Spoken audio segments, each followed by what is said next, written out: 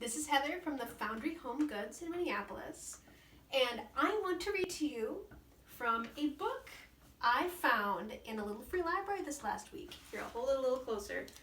It is called The Language of Light, and it was created by the Compass Writers and Artists in the Schools, which basically means it's a compilation of short poems and stories written by children ages like 2nd grade all the way to 12th grade.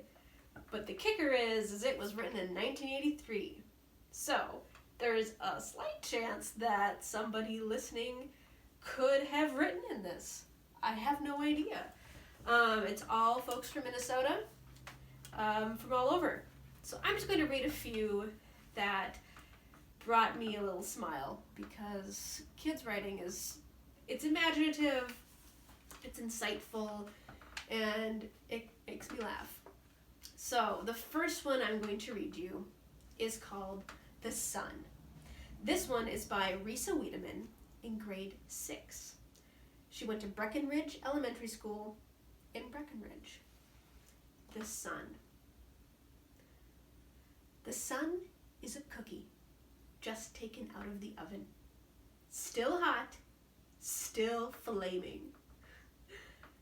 The sun is a pom-pom, whirling and cheering. It is the fiery eye of a cat, sly and cunning. The sun is a decorated plate, serving the hors d'oeuvres of a king. The sun is a scoop of orange sherbet melting in the universe. The sun is a marigold in the sky. That's by Risa Wiedemann, grade 6. This one I would like to dedicate to Turnip. It is called The World's in the Dog. This is by Keith Swanson in grade 7 from Fridley Junior High School in Fridley, Minnesota. Inside my dog, I found a world of lush green gardens. And in this world, I found a river of sweet, cold water. And in this river, I found an endless plain. And from this plain, I entered a space of nothing.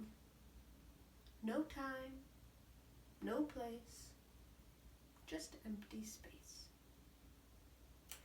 Keith Swanson, grade 7. This one is called The Forest. Crossing the small creek. Oh, I should probably say who it's by. The Forest by Andy Flint, grade 4, at George Washington Elementary School in Moorhead, Minnesota. Here we go.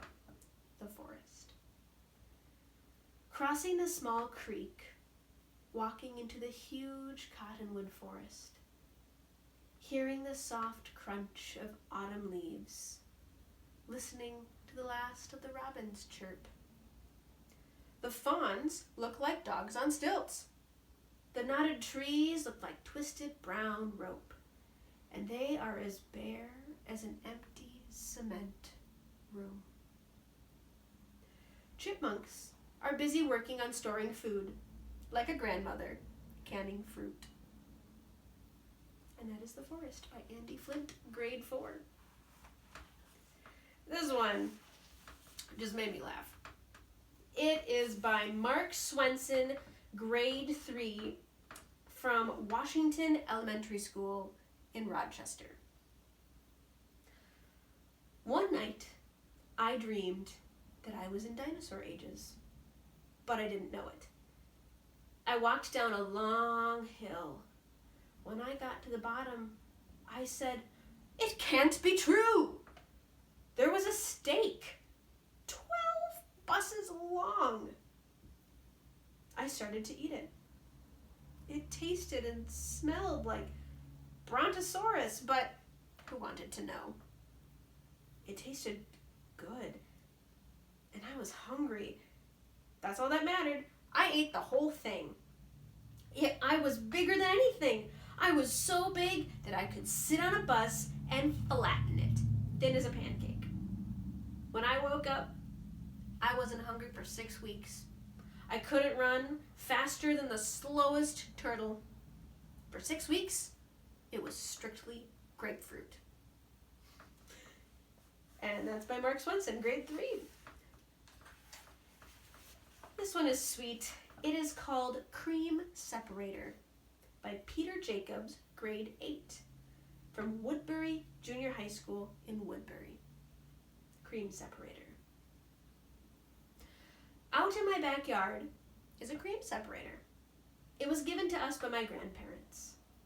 Whenever I look at it, I remember them. The way my grandma makes chicken noodle soup and fresh strawberry jam. I think of my grandpa, sitting, watching TV, turned up loud enough to hear. I think of lying on their bed, reading old, dusty comic books with no covers. When I look at that cream separator, now covered with flowers, my mind seems more at ease. That is by Peter Jacobs, grade 8. The last one I want to read to you is untitled, and I read it and it just made me laugh. This is by Rachel Rexton, grade 3, from Howe Elementary School in Minneapolis. If a tuba was made out of moonlight, its brass mouth would move all the time, bragging about its lovely music. And then the clouds would be sick. The sun would be sick, and the moon would be put in jail. I am glad that there is no tuba made out of moonlight, because I don't want the moon to go to jail. That's the end. By Rachel Rexton, grade 3. So yeah, those are some of my favorite poems from this funny find from my local little free library down the street. By Compass Writers and Artists in the Schools from 1983. So thank you for tuning in.